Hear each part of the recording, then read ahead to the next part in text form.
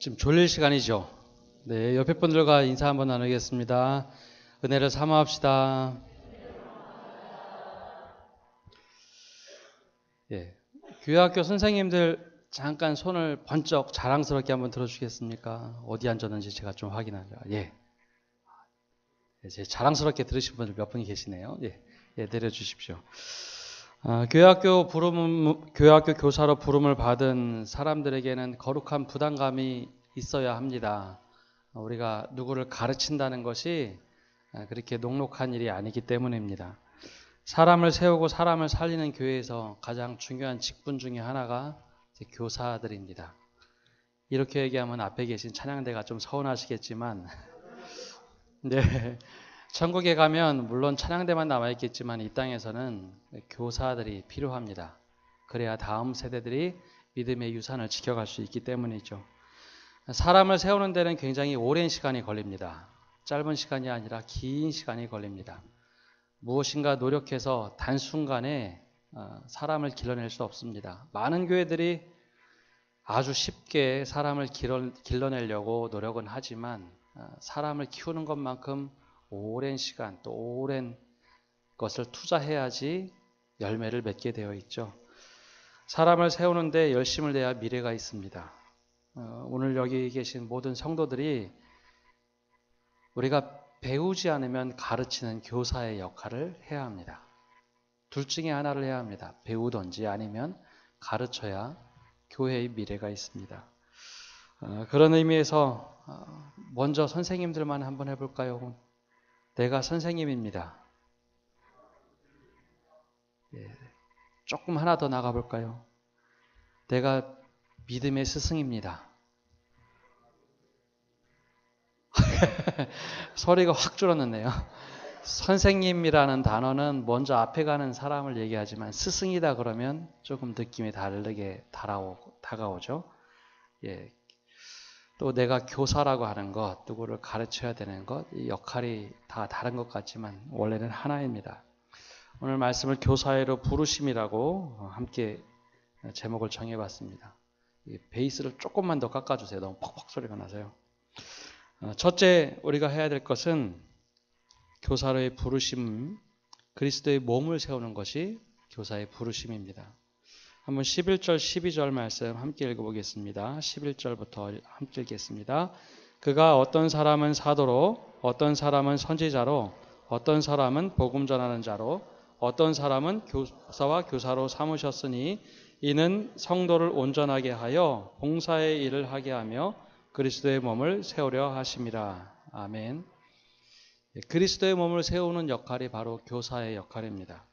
11절에는 교회 직분의 교직의 삼중직이라는 것이 먼저 나옵니다. 선지자, 복음 전하는 자, 그리고 사도, 이 세 가지 삼중직이라고 하는데요. 초대교회가 시작이 됐을 때 지금처럼 직분들이 다양하고 체계화되지 않았습니다. 이 직분들, 우리가 알고 있는 직분들은 16세기 이후에 등장한 직제고요. 또 고대부터 알려져 온 직제들은 4세기 이후에 생겨난 직제들입니다. 성경이 쓰여질 당시의 직제는 사도요, 선지자요, 복음 전하는 자, 이것을 삼중직이라 하면서 특별히 복음을 전하는 사람들에 대한 역할을 얘기했습니다. 사도라는 것은 선교적 복음을 수립하는 사람들입니다. 이것이 맞다라고 옳은 신앙의 본질을 세우는 것. 그래서 우리는 사도들의 터 위에 서 있다라고 할 때 사도의 가르침 속에 있죠. 그래서 사도들은 믿음의 본질이 무엇인가, 믿음의 기준이 무엇인가 세워주던 사람들입니다. 그 다음에 선지자는 하나님의 뜻을 구체적인 상황에 적용하면서 정하는 사람들을 선지자라고 했습니다. 즉 하나님의 말씀을 받았던 것을 지금 이 상황에 맞게 선포하는 사람이 선지자의 역할을 했죠. 복음 전하는 자는 말 그대로 복음 전하는 사람들, 이것을 보고 세 가지를 삼중직이라고 불렀습니다. 그 다음에 이야기한 것이 어떤 사람은 목사와 교사로 삼으셨으니 라고 하죠. 이 목사와 교사는 이 성경이 쓰여질 때만 하더라도 구분이 없었던 직책입니다. 모두 다 평신도 혹은 목회자의 역할을 하던 시대였기에 목사와 교사는 동일한 직책입니다. 단 조금 더 구분을 해본다면 목회는 말 그대로 목자들을 돌보는 역할을 조금 더 강하게 했다면 교사들은 말씀을 가르치는데 전심을 다했던 사람들입니다. 당시에는 목사와 평신도가 구분이 없었기 때문에 모두가 다 말씀을 가르치는 자의 역할을 했고 말씀을 받는 자의 역할을 했죠. 이들에게 직분을 주어진 이유는 12절에 나온 것처럼 그리스도의 몸을 세우려 했기 때문입니다. 그리스도의 몸을 세운다, 즉 교회가 교회되도록 한다라는 것입니다. 그러면 어떻게 이것을 교회를 세운다고 하는가? 바로 첫 번째 방법은 성도를 온전하게 한다라는 것이었습니다. 우리는 이것을 보고 완벽하게 한다고 자꾸 읽습니다. 이게 완벽한 사람 계신가요? 아무도 없죠?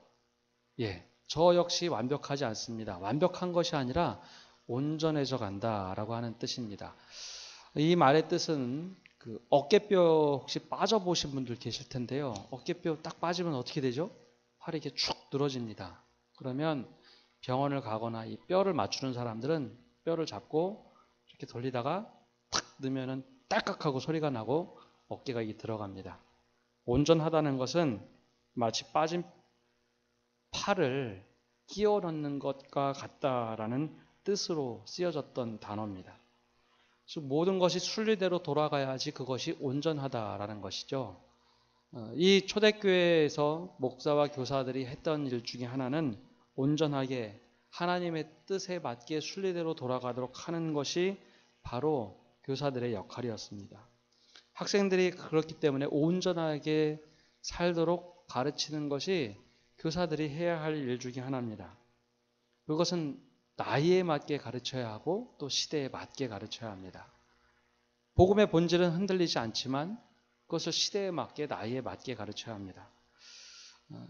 예전하고 지금하고 이제 많이 달라졌는데요. 예를 들어서 아마 어른들은 좋아하실 텐데 유치원 아이들이 무릎 꿇고 30분 내내 하나도 틀어짐 없이 예배를 드리면 너무 이쁜 모습일까요? 어색한 모습일까요? 반반 갈리네요. 어른들은 딱 보기에 야 우리 아이들이 정말 예배 잘 드린다고 하는데 과거에는 그렇게 얘기했는데요. 요즘에는 뭔가 좀 이상하다. 아이들은 들썩들썩거리고 막 움직여야 되는데 어떻게 저럴 수 있을까? 누구에게 무지하게 혼났나 보다라고 이야기를 합니다. 유치원에 아이를 보냈는데 유치원에 요즘엔 CCTV 다 달아놓죠. 아이들이 선생님 말씀을 듣는데 30분 내내 하나도 안 움직이고 아이들이 똑바로 가만히 있으면 부모들의 마음이 흡족할까요? 불편할까요? 여기도 지금 흡족한 분들도 계시겠지만 요즘에는 그걸 불편하다고 얘기합니다. 어린아이 모습 같지 않기 때문에 무엇인가 좀 이상하다라고 이야기를 합니다.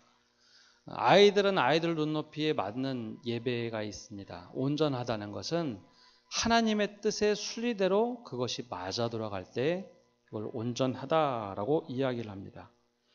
그래서 아이들을 가르칠 때 그 눈높이에 맞게 그리고 말씀이 아이들을 심중에 박힐 수 있도록 가르치는 것이 온전한 겁니다. 두 번째는 봉사일을 하게 한다라고 합니다. 봉사일을 한다는 것은 디아코니아라는 단어를 번역한 단어인데요. 이것은 실질적으로 누구를 위해서 섬기다라는 뜻입니다. 하나님께 부름을 받은 사람들이 그냥 가만히 있는 것이 아니라 내 신앙만 챙기는 것이 아니라 누구를 위해서 봉사하도록 하는 것. 그것이 바로 교사들이 또 하나의 가르쳐야 될 가치입니다. 하나님의 부름을 받고 하나님의 자녀가 됐는데 그저 그 자리에 머물러 있도록 하는 것이 아니라 하나님의 자녀가 되고 하나님의 사랑을 받았으면 그 사랑을 가지고 살아갈 수 있도록 하는 것, 즉 누군가를 섬기도록 하는 것이 봉사입니다. 이것은 단지 구원받도록 하는 것, 그 이상을 이야기합니다. 한동안 우리 교회라면 우리 서남교회만 얘기하는 것이 아니라요. 한국교회가 구원에만 너무 집중을 했어요. 구원받으면 된다. 구원받으면 된다가 강조가 돼서 구원만 받으면 된다로 강조를 해버렸습니다. 그러다 보니 구원만 받고 가만히 있는 신앙이 됐습니다. 내 신앙만 챙기는 신앙이 됐죠. 봉사를 할 수 있도록 하는 것이 옳은 것입니다. 즉 누군가를 위해서 헌신하며 살 수 있도록 하는 것. 오히려 이 시대는 이것이 더욱더 필요한 가치가 됐습니다. 요즘에는 아이들에게 어려운 일을 시키지 않습니다. 다들 알고 계신가요? 제가 아이들을 키워보면서 학교에 보냈을 때 제일 당황스러운 것이 엄마들을 학교에 불러서 청소를 시키는 것이었습니다. 알고 계신가요? 아이들, 예. 요즘엔 고학년도 시킵니다. 아이들을 다 보내고 아이들이 해야 할 일을 부모를 학교에 불러서 청소를 시킵니다. 제가 그게 참 이상했거든요. 지금도 이상하게 생각합니다. 이건 아이들에게 하나의 훈련을 시키고 가르쳐야 될 일인데 이런 것들을 다 없애버립니다. 또 그거 학교에만 그런 것이 아니라 가정에서도 마찬가지입니다. 가정에서도 아이들에게 실패할 기회를 주지 않고 어려움 당할 기회를 주지 않는 것이 요즘 세대입니다. 젊은 부모님들은 너무 당연하다고 생각하시겠지만 요즘 사회는 어려움을 없애버린 시대가 되어버렸습니다. 아이들이 넘어지지 않도록 하고 아이들이 다치지 않도록 하고 사실 아이들은 넘어져서 일어나는 법을 배워야 하고 다쳐서 이렇게 하면 다치는구나를 깨닫게 해야 되는데 다 없애버린 사회가 됐습니다. 그래서 아이들이 자라면 자랄수록 무엇인가 도전하는 것을 힘들어하죠. 봉사일을 하게 한다는 것은 나만이 아니라 다른 사람을 위해서 봉사하도록 하는 것. 그것을 통해서 교회가 그리스도의 몸을 건전하게 세워가는 것. 이것이 교사들의 첫 번째 해야 될 목표입니다. 그리스도의 몸을 세운다는 것, 교회를 세우는 것입니다. 이 건물을 세운다는 것이 아니라 우리가 예수 그리스도를 믿는 이 모임들을 어떻게 일구할까 갈 것인가 그것을 하나씩 하나씩 맞춰가는 것. 즉 빠진 팔을 넣는 것처럼 그것을 맞춰가는 것, 그것이 바로 온전한 것이고 그리고 그리스도의 몸을 세우는 것이고 봉사를 통해서 이루어가는 것이죠. 그렇기에 여기 계신 선생님들은 그런 거룩한 부담감을 좀 가져보셔야 합니다. 우리 아이들이 이렇게 온전해지기를, 또 하나는 더 나아가서 봉사하기를, 그리고 그리스도의 몸을 세워가도록 하는 것. 그러면 이것을 어디까지 하는가? 우리 말씀에 나와 있는 것처럼 우리가 영적으로 지적으로 모든 면에서 그리스도의 장성한 분량이 충만한 데까지 이르도록 키우고 자라도록 해야 합니다. 13절 말씀 함께 읽어보겠습니다. 13절입니다. 우리가 다 하나님의 아들을 믿는 것과 아는 일에 하나가 되어 온전한 사람을 이루어 그리스도의 장성한 분량이 충만한 데까지 이르리니. 아멘. 예. 언젠가도 말씀드렸지만 자란다는 것, 이거 너무나 당연한 것입니다. 아이들이 자라야 부모들의 걱정이 없죠. 일반적으로 어린아이들은 무럭무럭 1년에 5cm씩 자라는 것이 정상입니다. 그러나 청소년기 돼서 다시 한번 웃자라고 그 다음부터는 자라지 않죠. 그 다음부터는 아이들이 키가 자라는 것이 아니라 지혜가 자라고 다른 면에서 좀 성숙해져 가는 것이 맞는 겁니다. 그런데 아이가 자라지 않으면 부모님들에게는 큰 걱정이 됩니다. 잘해야 할 텐데, 잘해야 할 텐데. 그래서 먹을 것 열심히 주고 좀 열심을 내는 엄마들은 밥그릇 가지고 다니면서 밥 먹이려고 막 떠주면서 다니죠. 그럼 아이들은 잘 받아 먹으면 좋겠는데 막 도망 다닙니다. 그래도 억지로라도 막 먹여서 키우려고 하죠. 우리가 육신의 몸은 그렇게 키우려고 합니다. 또 하나 지적으로도 키우려고 합니다. 아이를 어려서부터 학원에 보내고 조금 더 나은 아이들이 되기를 바라면서 아이들을 키워내려고 합니다. 그런데 우리의 영혼은 무엇을 먹고 자랄까요?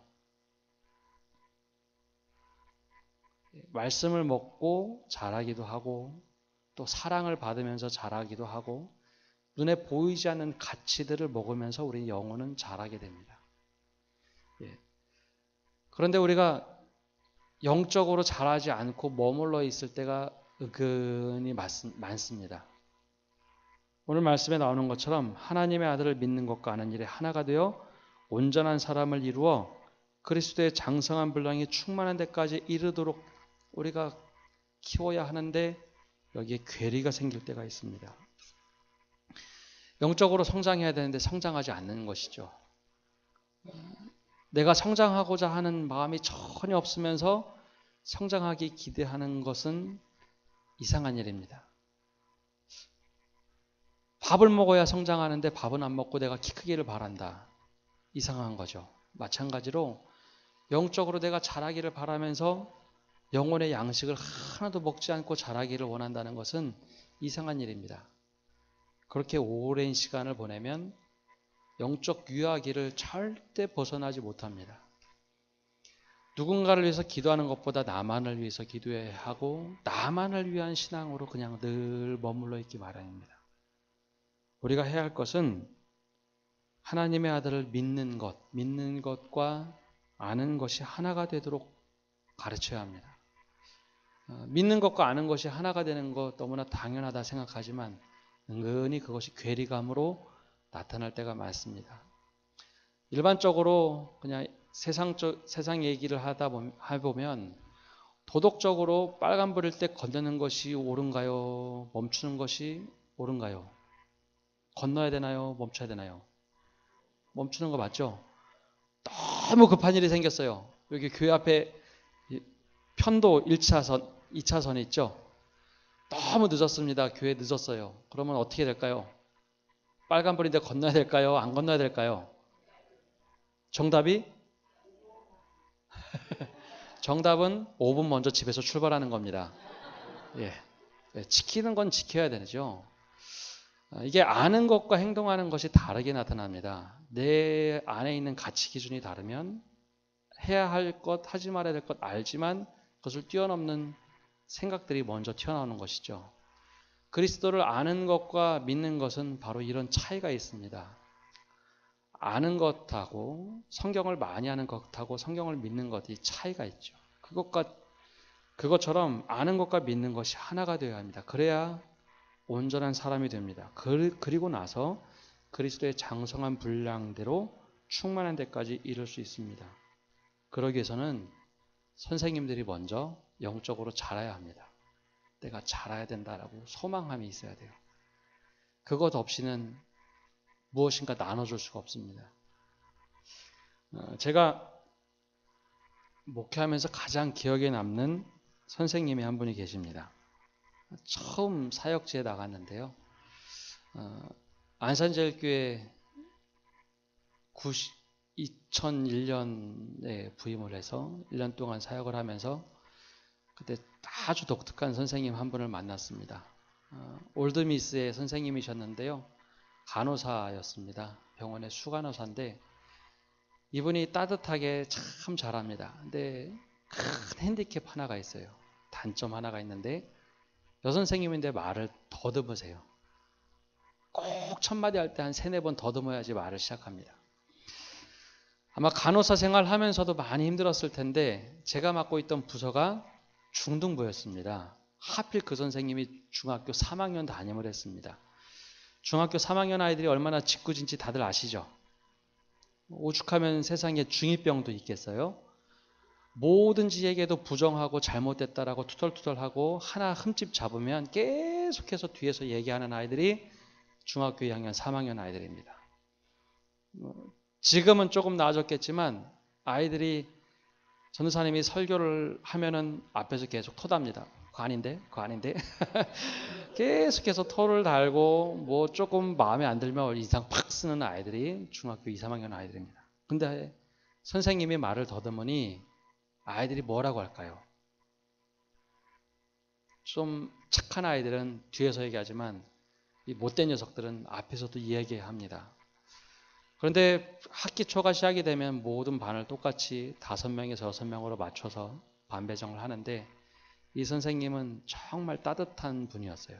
말을 더듬으면서 아이들을 돌봅니다. 그 반도 하필이면 여학생도 아니고 남학생.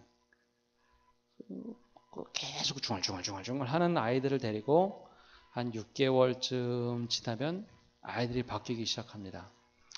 10월쯤 되니 그 선생님의 한 특징은 늘 10월쯤 되면 반 아이들이 한 15명 정도 됩니다. 늘 전화를 해요. 그리고 늦게 오는 아이들을 늘 엉덩이를 툭툭툭 쳐주면서 돌봐줍니다. 다른 선생님들은 굉장히 열심히 하고 똑똑한 선생님도 많은데 그 선생님 반만큼은 늘 연말이 되면 15명 정도 돼서 늘 올려보냈습니다. 그게 정말 인상 깊었죠. 제가 가지고 있는 생각을 참 많이 바꿨던 선생님입니다. 지적으로 많이 준비가 되어야 되고 또 무엇인가 많이 가르쳐야 되고 무엇인가 아이들한테 준비가 되어진 모습만 중요하다고 생각했는데 그걸 뛰어넘어서 질풍노도의 중 3학년 학생들을 사랑으로 보듬어 주니까 그 선생님의 반은 늘 차고 넘쳤습니다. 그 선생님을 보면서 믿는 것과 아는 것이 하나가 되고 사랑으로 실천하는구나 라는 것을 깨달을 수 있었죠. 아이들이 항상 행복해했습니다. 선생님의 말을 더듬는 것을 행여나 처음 온 아이가 뭐라고 하면 그 아이는 그날 뒤로 불려가서 엄청 친구들한테 혼났습니다. 너 그러면 안 돼. 너 잘못하는 거야. 처음에 자신들도 그랬지만 이 선생님의 반 아이들은 늘 그렇게 됐습니다. 우리 선생님들의 모습 속에 이렇게 그리스도의 장성한 분량에 내가 먼저 충만해지고 아이들에게도 충만케 하는 그런 선생님들이 많이 나오기를 기대합니다. 선생님들이 영적 나이에 맞는 삶을 사는 것, 이것이 하나님께서 우리들에게 원하는 것입니다. 그렇기 때문에 선생님들을 먼저 영적으로 사모하기를 정말 바라셔야 됩니다. 내가 영적으로 사모하는 것 없이 절대 잘하지 않습니다. 음식을 먹어야 잘하는 것처럼 영적으로 사모해야지 잘할 수 있습니다. 그렇게 할 때 어떤 결과가 나타나는가? 이것은 학생들 뿐만 아니라 모두에게 해당되는 말씀입니다. 14절 말씀 읽겠습니다. 이는 우리가 이제부터 어린아이가 되지 아니하여 사람의 속임수와 간사한 유혹에 빠져 온갖 교훈의 풍조에 밀려 요동하지 않게 하려 함이라. 아멘. 이제부터 어린아이가 되지 아니하여 사람의 속임수 간사한 유혹에 빠져 온갖 교훈의 풍조에 밀려 요동하지 않게 하려 함이라. 그리스도의 장성한 분량으로 성장하게 되면 우리가 그렇게 쉽게 흔들리지 않습니다. 사람의 속임수, 간사한 유혹, 온갖 교훈, 풍조에 이것은 놀랍게도 초대교회부터 있었습니다. 요즘에도 이단 많다고 하는데 이것은 초대교회부터 늘 우리를 흔드는 도구였습니다. 이것에 흔들려 요동하지 않는 것, 우리가 그리스도의 장성한 분량대로 충만한 데까지 이르도록 하는 겁니다. 내가 그렇게 노력해야 아이들에게 가르칠 수 있습니다. 구역장 권찰 모임 때도 한번 그 얘기 드렸는데요. 옛날에는 물을 큰 다라라고 하죠. 다라에 받아서 썼죠. 물을 푸다 보면 바닥을 긁게 되는 상황이 생깁니다. 그렇죠? 그러면 한 번 더 기울어서 물을 푸죠. 그것도 없으면 바닥을 막 벅벅벅 긁어도 나오지 않는 경우가 있죠. 우리에게 은혜라는 것은 이와 비슷합니다. 내가 은혜를 받지 못하면 누군가 퍼줘야 되는데 없어서 막 바닥을 벅벅벅벅 긁어서 자꾸 주려고 하는데 없으니 교사들이 준비가 안 되면 아이들에게 이러한 스스로에게 아이들을 바라보며 스스로 이런 갈증을 느끼게 됩니다. 무엇인가 퍼줘야 되는데 퍼줄 것이 없어서 전전긍긍하죠. 그러면 대체적으로 나타나는 것은 비슷합니다.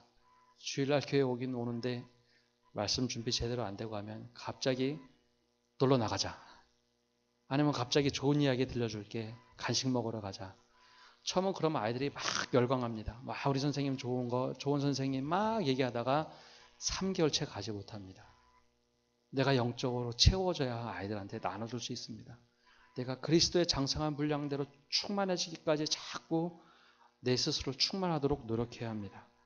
그래야 아이들에게 그 충만함을 전달할 수 있고 아이들이 흔들리지 않도록 우리가 돌볼 수 있기 때문이죠. 세 번째로 우리가 자라기 위해서 필요한 것은 영적으로 공급받는 것입니다. 말씀과 기도 그리고 사랑을 먹고 자라는 것입니다. 그러면 나 혼자만 자라면 되는가? 오늘 말씀 마지막에 보면 사도 바울은 우리에게 15절과 16절에 이렇게 말하고 있죠. 오직 사랑 안에서 참된 것을 하여 범사에 그에게까지 자랄지라. 그는 머리니 곧 그리스도라. 16절은 함께 읽어보겠습니다. 그에게서 온몸이 각 마디를 통하여 도움을 받음으로 연결되고 결합되어 각 지체의 분량대로 역사하여 그 몸을 자라게 하며 사랑 안에서 스스로 세우느니라. 아멘. 처음에는 혼자 그리스도의 장성한 분량대로 충만하게 자라면 되는 것처럼 이야기했습니다. 그러나 이 말씀 마지막에는 우리가 온몸이 각 마디를 통하여 도움을 받음으로 연결되고 결합되어 각 지체의 분량대로 역사하여 그 몸을 자라게 하며 사랑 안에서 스스로 세우느니라. 즉 다 연결되어 있다라고 이야기를 하고 있습니다. 우리가 영적으로 자란다는 것 나 혼자만 자라면 되는 것이 아니라 옆에 사람 함께 붙잡고 자라도록 해야 합니다. 요즘의 흐름이 다 개인주의화 되어버렸죠. 언제부터 개인주의가 강조되다 보니 개인주의는 나쁜 것은 아닌데 개인주의를 넘어서 요즘엔 이기주의로 바뀌기 시작했습니다. 나 혼자면 돼. 나만 아니면 돼. 라는 시대의 흐름을 따라가고 있습니다. 저는 그래서 교회가 거꾸로 희망이라고 생각하는 사람입니다. 학교에서조차 요즘에는 공동체를 강조하지 않습니다. 개인이 중요합니다. 예전에 중등부를 가르치면서 학생들을 가르치면서 제일 안타까웠던 것 중에 하나는 학교의 하나의 모습 때문에 그랬습니다. 여기 혹시 선생님들 계시면 선생님들 비판하는 거 아닙니다. 학교 선생님들에 대해서 하는 얘기가 아니라 요즘에 흐름이 이렇게 됐구나 였는데요. 요즘에 중학교 이상 되면 학교에서 다른 학생들과 불화를 일으키는 학생들에 대한 조치가 옛날과 많이 사뭇 달라졌습니다. 학교에서 다른 학생들을 괴롭히는 아이들에게는 요즘 학교에서는 아이를 퇴학 조치합니다. 혹은 전학 조치시킵니다. 어찌 보면 그것이 맞는 것처럼 보이는데요. 문제는 그 아이들은 사라지지 않는다는 겁니다. 사라질 수도 없죠. 그냥 길거리 아이들로 남게 됩니다. 학교가 요즘에는 그렇게 보이지 않도록만 처리를 합니다. 그런 경험이나 혹은 그런 사례들을 한번 들어보셨을 겁니다. 요즘엔 문제를 일으키면 학생들을 전학시킵니다. 내 학교만 아니면 되고 내 반만 아니면 된다라고 아이들한테 보이지 않게 가르치고 있는 것이 학교죠. 그것이 제일 안타까웠습니다. 교회는 거꾸로 우리는 공동체로 부르심을 받은 사람들입니다. 공동체란 것은 서로 연결되어 있는 사람들이죠. 그래서 우리가 자라가도 함께 자라가고 사랑으로 서로 연결되어 자라가는 곳입니다. 그래서 교회는 공동체를 강조하고 공동체 이야기를 해줘야 합니다. 누군가 아프면 그 아이가 왜 아픈지 함께 부둥켜 안고 같이 걱정하고 기도해 주는 것, 그것이 교회입니다. 교회 학교가 소망이 되는 것은 이제 세상조차 그런 인성교육이나 많은 부분에서 포기를 하기 때문입니다. 교회만큼은 공동체를 늘 강조합니다. 그래서 온몸이 각 마디를 통하여 도움을 받음으로 연결되고 결합되는 것, 각 지체의 분량대로 역사하고 그 몸을 자라게 하는 것, 이것이 선생님들이 이제는 해야 할 일입니다. 그러기 위해서 기성세대가 먼저 그 모습을 보여줘야 합니다. 아이들은 어른들의 모습을 그대로 보고 닮기 때문이죠. 부모님의 모습을 아이들이 그대로 닮는 것처럼 우리 다음 세대는 기성세대들의 모습을 보며 신앙을 배워갑니다. 우리 온몸이 각 마디를 통하여 도움을 받는다는 것, 도움을 받고 서로 줄 수 있어야 합니다. 또 연결되고 결합되고 각 지체의 분량대로 역사하여 그 몸을 자라게 하는 그 모습 가운데 가장 핵심은 사랑 안에서입니다. 우리가 교회 학교에서 먼저 그 모습을 보여주고 어른들이 그 본을 보여줘야 합니다. 사랑 안에서 스스로 세우는 것, 이것은 누구 탓으로 되지 않습니다. 거꾸로 내가 더 사랑해서라고 이야기해 줄 수 있는 선생님들이 되고 어른들이 되어야 합니다. 내가 더 사랑해서 교회를 하나로 만들겠다라는 다짐이 있어야 합니다. 이것이 교회의 중요한 원리입니다. 믿음 생활하면서 이 기둥들을 세워나갈 수 있어야 합니다. 우리 교회학교 선생님들 먼저 한번 그렇게 사랑에 헌신을 해보십시오. 우리 아이들이 사랑의 끈으로 막 연결되어서 누군가 하나 아프면 같이 아파하고, 누가 힘들어하면 같이 힘들어하고, 누가 낙담하면 같이 위로해 줄 수 있는 아이들, 또 선생님들. 그것이 바로 우리가 해야 할 모습입니다. 사도 바울은 우리로 하여금 세 가지를 당부합니다. 그리스도의 몸을 세우는 것, 그리고 또한 그리스도의 장성한 분량이 충만할 때까지 이르도록 하는 것, 사랑 안에서 그리스도의 몸을 이루어가는 것, 이 세 가지를 권면하고 있습니다. 우리 선생님들, 또 우리 모든 성도님들, 교회는 하늘에서 뚝 떨어지는 것이 아니라 우리가 함께 기도하며 주님의 은혜로 이루어가는 곳입니다. 어떤 교회가 보기 너무 좋아서, 또 어떤 교회가 너무 그것이 좋아서 라고 생각한다면 내가 있는 자리에서 그 모습을 만들어가면 됩니다. 그럴 때 교회는 아름다운 모습으로 다시 새롭게 변화됩니다. 오늘 선생님들이 거룩한 부담을 좀 가지십시오. 나로 인해서 아이들이 변화되고, 나로 인해서 아이들이 사랑으로 품어내는 그런 아이들이 될 수 있도록 우리 선생님들, 또 우리 모든 성도들 그 기대를 가지고 늘 기도하기를 간절히 바랍니다. 함께 기도하겠습니다. 하나님 감사합니다. 오늘 교사 교육으로, 또 교사 대학으로 함께 모입니다. 우리가 사도 바울의 말씀을 쫓아서 우리가 서로 격려할 수 있도록 은혜 내려 주옵소서. 그리스도의 장성한 분량에 충만한 데까지 이르도록 우리가 서로 합심하여 잘할 수 있도록 은혜 내려 주시고, 또한 그리스도의 몸을 세워가는 사람들, 또 사랑 안에서 몸을 이루어가는 저희를 되도록 은혜 내려 주옵소서. 특별히 수고하고 애쓰는 선생님들 가운데 함께 하셔서 지금 이 세대뿐만 아니라 다음 세대를 짊어지고 나가고 10년이, 그리고 20년 뒤가, 30년 뒤가 더욱더 밝은 교회가 될 수 있도록 하나님 선생님들과 함께하여 주옵소서. 감사드리며 예수님의 이름으로 기도합니다. 아멘.